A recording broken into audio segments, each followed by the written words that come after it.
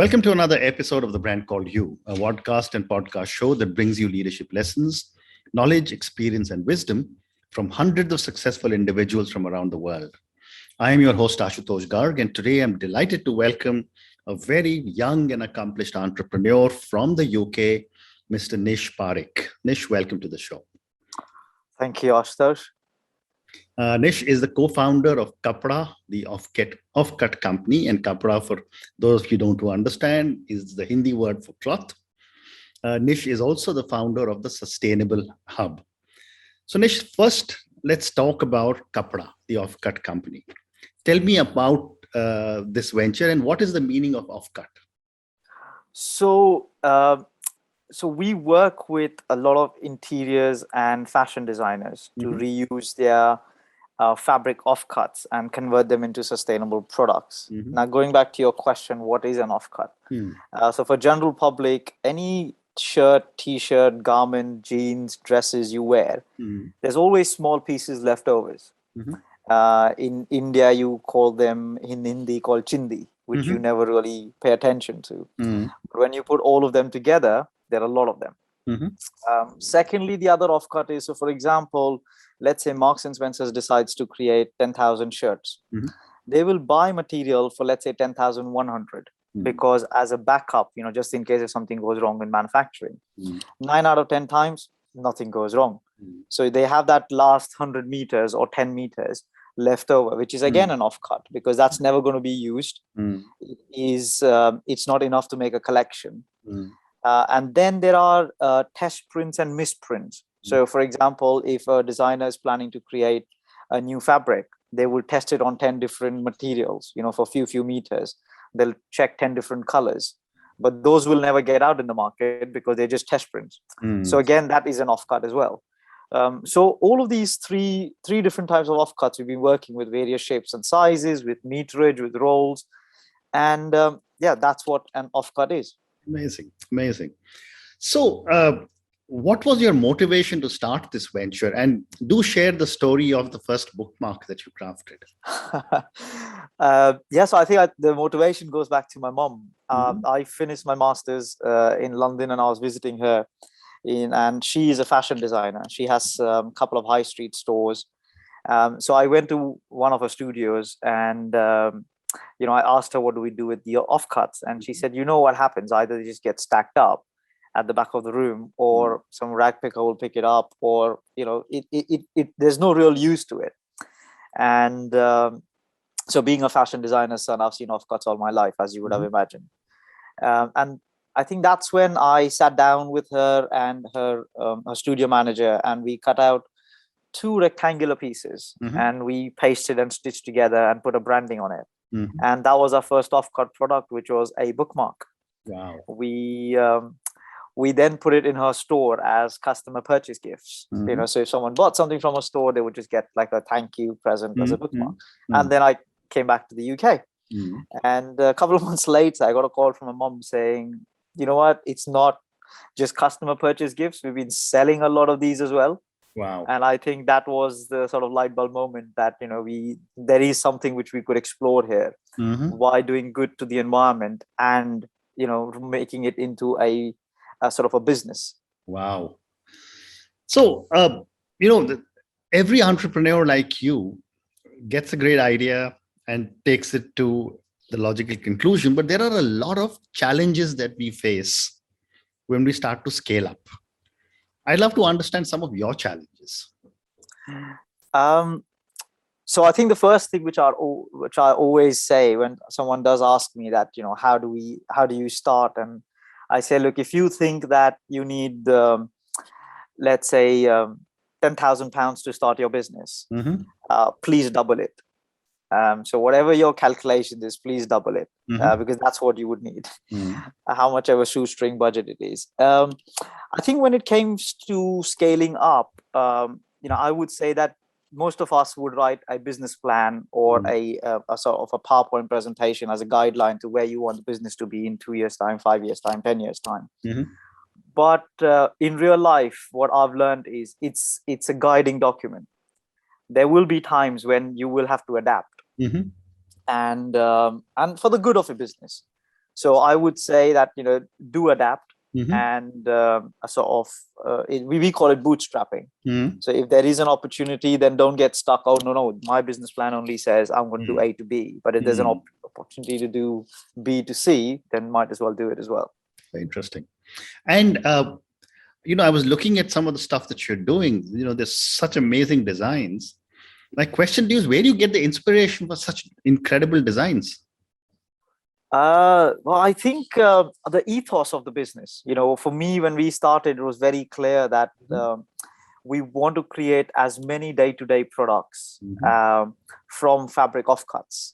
So, for example, if you take a notebook or a journal or a pouch or a bag, all of these things, most of it, what we currently buy comes from raw material, new material, which that new material is made using a lot of natural resources. But you don't need to use those natural resources because these offcuts are already available and they're new and they're nice. And why don't you just use that?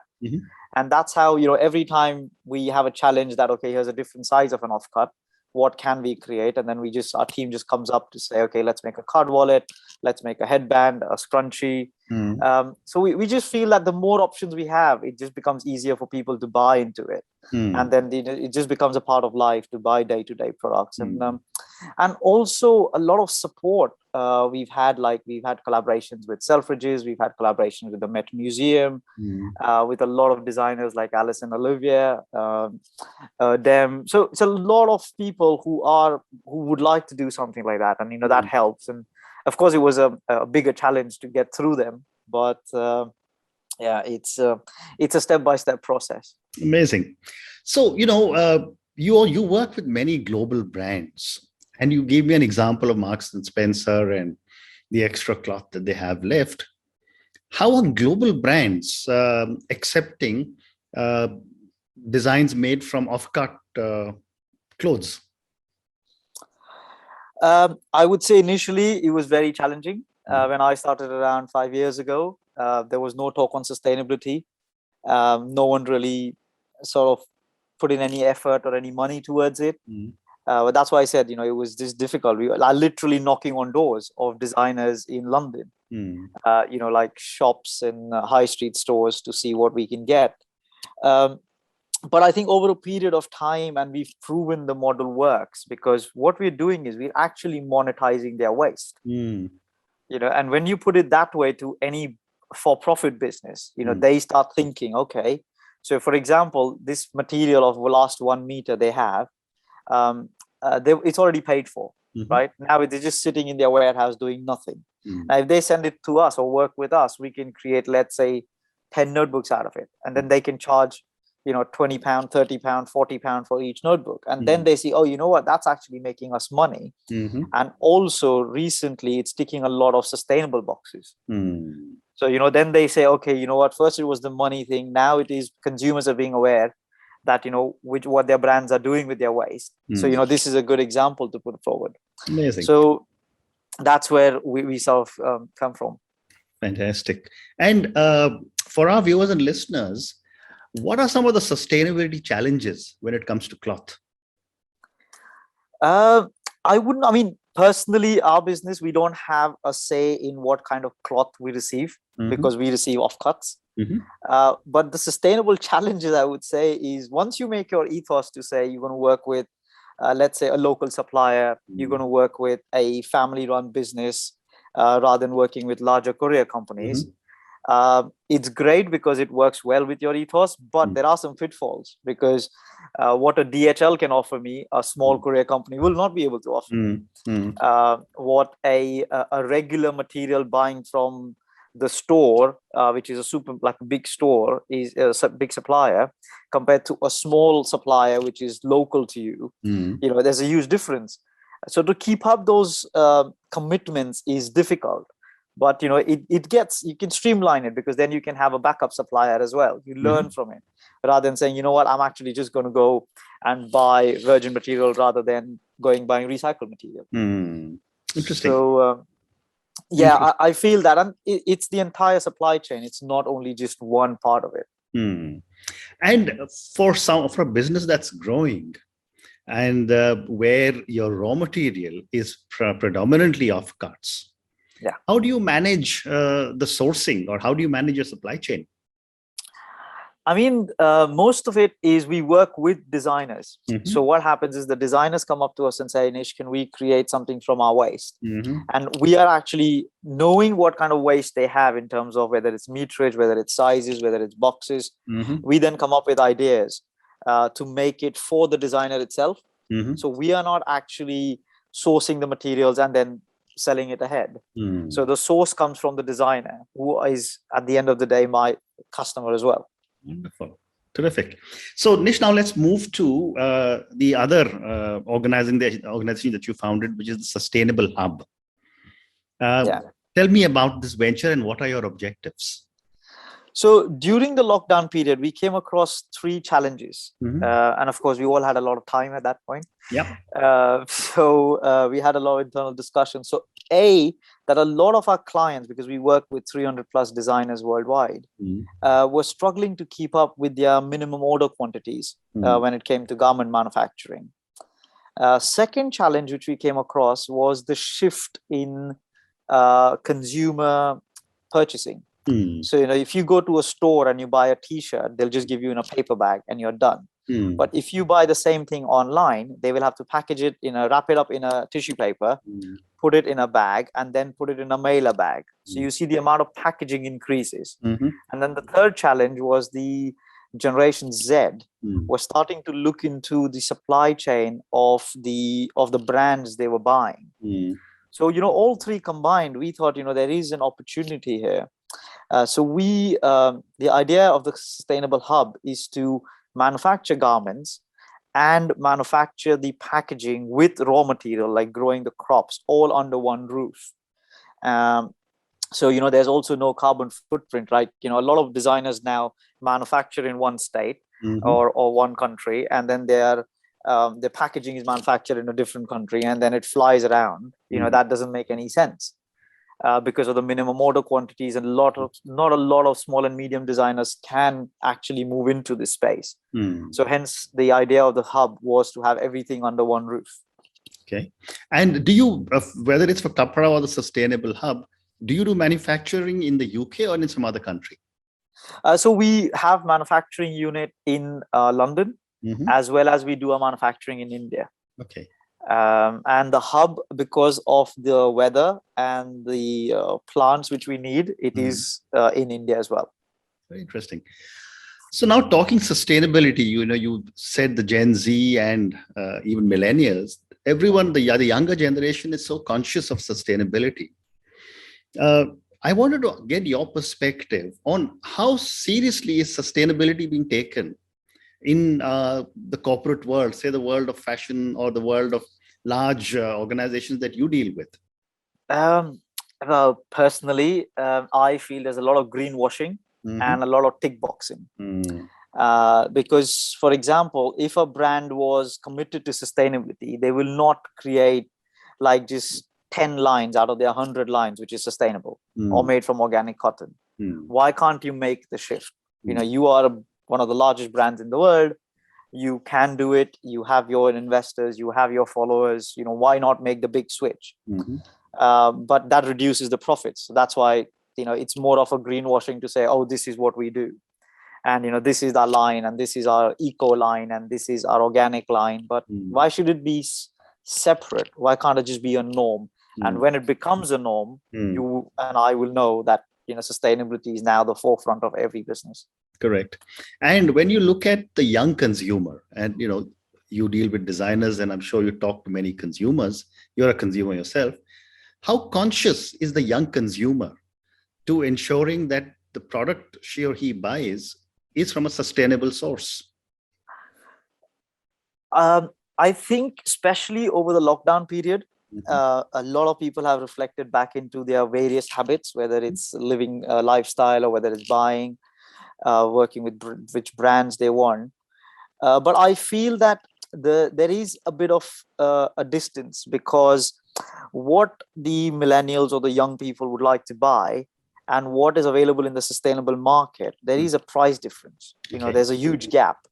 So, if something you can go and buy for I give you an example in pounds, like a 15-pound t-shirt. But if the same 15-pound t-shirt I want to go and buy from a sustainable supplier, I have to pay 30 pounds. Now, as a student, do I want to spend that money? Do I want to spend that extra 15 pounds when I've just got into a job? That's my worry. Until a lot of people do it, only then we can get the pricing down. So, until we match the pricing, I mean, that's what we do with our business. We try and match our pricing with the normal products available in the market. And, that's how you encourage people to switch.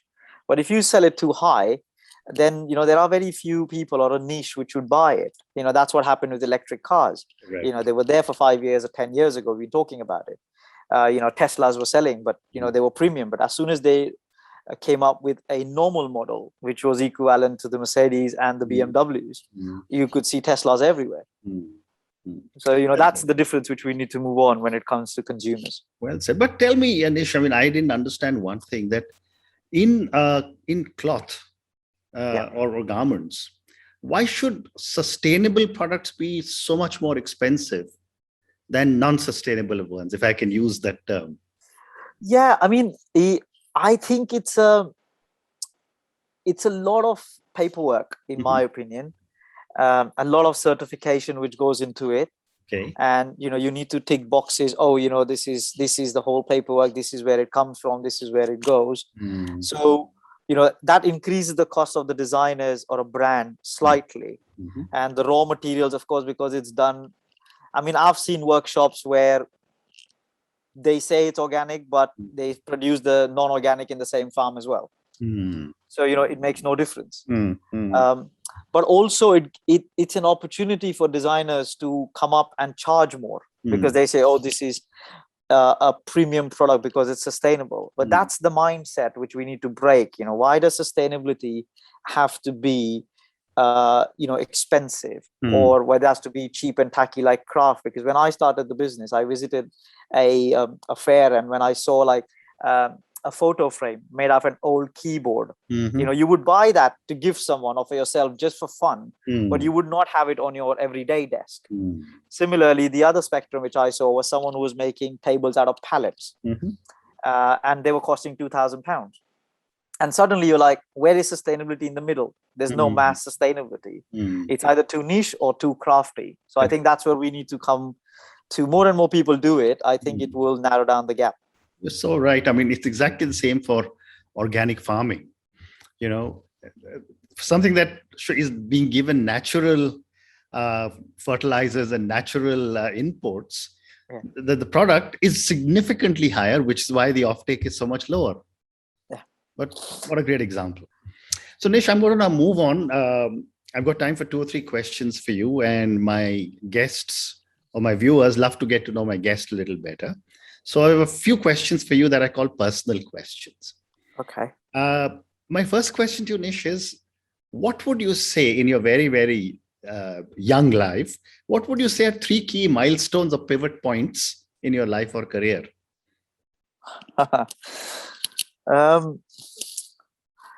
I think the first one comes to me is, you'll probably laugh, but I got a chance to, I love cricket, as most of the world does, or let's say all the Indians do. And I got a chance to play at the Lords in a charity game. So being someone who's played on the streets and the backyards in India, and then getting a chance to play at the Lords, that was a big milestone. And, that's what probably taught me that, it's nothing's like, it's not impossible. You can, and it will come. If it will be your way, it will come across, but you have to work towards it. And, you have to put time. So our cricket club, we had like a 200-year anniversary, and, we didn't know this was going to come, and we got invited to play at the Lords, which was a big thing. And then, but to get picked in the top 11 was even bigger, because we got a few hundred people in the club. So fantastic. I think that's one of them. And I almost got out the first ball. It was a run out. The umpire looked at me and I was like, please don't give me out. So, but he did not. So it was good. I think the second was is a challenge, a sort of a milestone, is to create a business which is doing good for the environment, but is also a profitable venture. I get asked a lot, oh, are you not for profit? Are you a charity? I mean, why should I be a charity? Why should be a not for profit?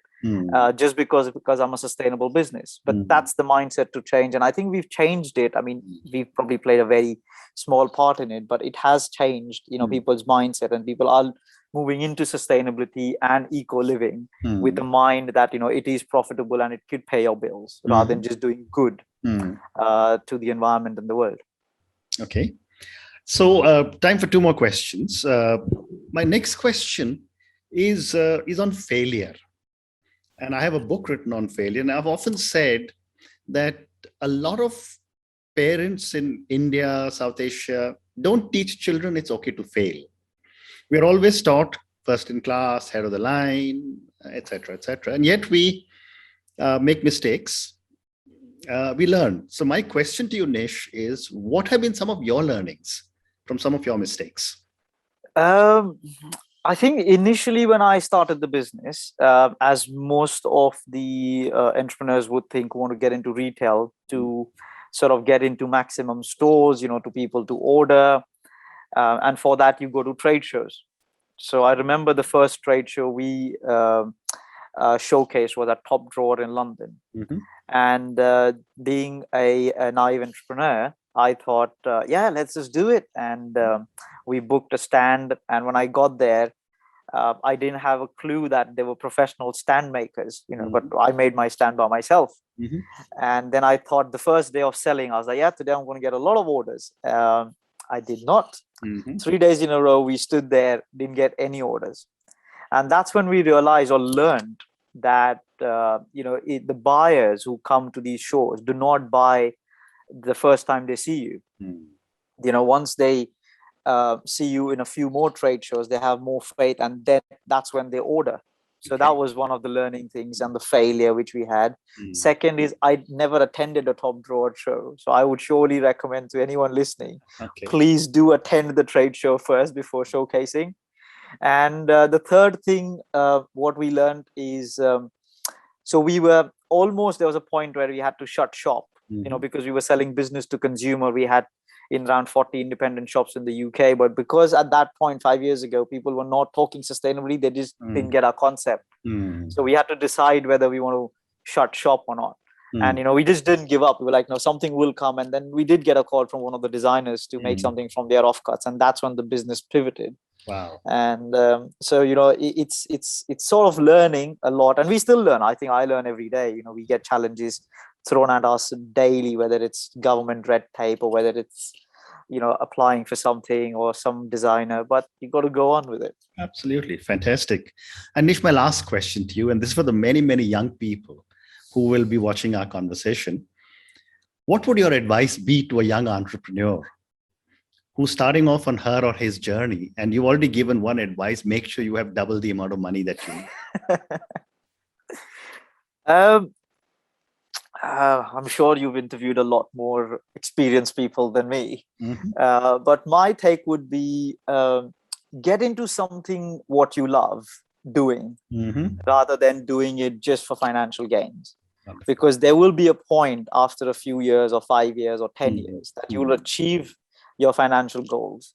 But the thing which will keep you going is something because you love it, you're passionate about it. And even in the beginning, you'll surely need that passion in the first 5 years. There's no doubt, because you need something to keep going every day when you wake up. And the success will then follow. But I still feel that do something which you love, or else don't do it just for the monetary sake of it. Otherwise, it's only going to be a very short journey, in my opinion. But and enjoy it. You've got to enjoy every day. Ups and downs, don't get bogged down if you have a few bad weeks. That's the third one, which will be good. Fantastic. On that note of do something that you love and enjoy it, Nish, thank you so much for speaking to me. Thank you for having me. Thank you for talking to me at such length about the incredible Offcut company that you're creating. And thank you for teaching so many of our viewers and listeners how a sustainable business can be profitable and you can follow your passion. Thank you again and good luck. Thank you so much. Thank you for listening to the brand called You videocast and podcast, a platform that brings you knowledge, experience, and wisdom of hundreds of successful individuals from around the world. Do visit our website www.tbcy.in to watch and listen to the stories of many more individuals. You can also follow us on YouTube, Facebook, Instagram, and Twitter. Just search for the brand called You.